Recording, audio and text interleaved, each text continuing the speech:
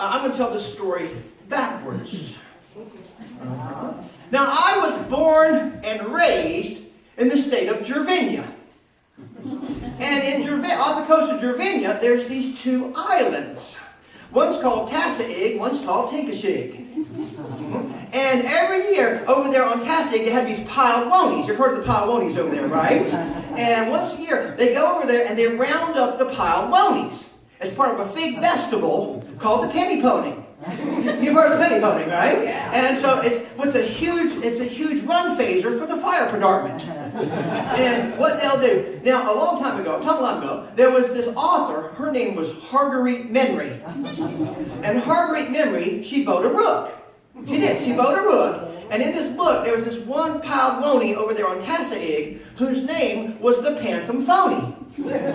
And the Phantom Phony, they could never catch the Phantom Phony because there was these men who would try to go over there and catch them. They were called the Saltwater Salboys. And the Saltwater Salboys, they could never catch the Phantom Phony because she was too fast. So there was these two kids, though. Their names were Maul and Perrine. And Maul and Perrine, they wanted to catch that Phantom Phony so bad, they started making up their sonny. In case they ever caught her, they wanted to be able to buy the Phantom Phony. And so they did odd jobs. They would grow some masts. They would wick some peas. They would even bubble some chenure. Whatever they had to do to buy the Phantom Phony. But one year, the Saltwater Salboys, they did catch the Phantom Phony because one year, the Phantom Phony, she fat a hole. She did. She fat a hole. Which, in case of, that's a baby bony, right? And so they was able to catch her and the foal. And so what happened next is they brought her over here to Chincoteague, and Maul and Perrine were so ready with their money, but there was this man. Lived on the other side of the Chesapeake Bay. He bought the Phantom Phony before Maul and Perrine. It was so sad. However, part of the penny ponying festival is that they rab a haffle. They rab a haffle and they tell sickets. And they tell sickets, and whoever has the tinning wicket gets a pea frony. Get a pea frony. And this is the same man that got the pea frony. And he says, well, friends, who needs poo tonies? Nobody needs poo tonies.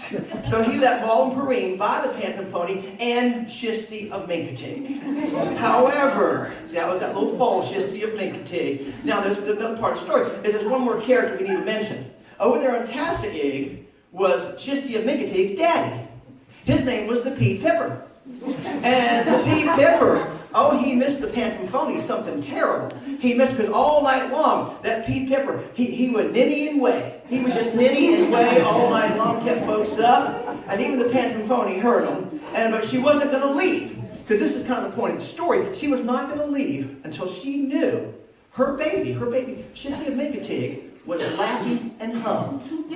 That's so important for everybody to be lappy and hugged. But she realized with Maul and Perrine that Misty of Chincoteague would always be lappy and hugged. So one day, when the Pea Pipper got over there knitting and weighing, she could hear him.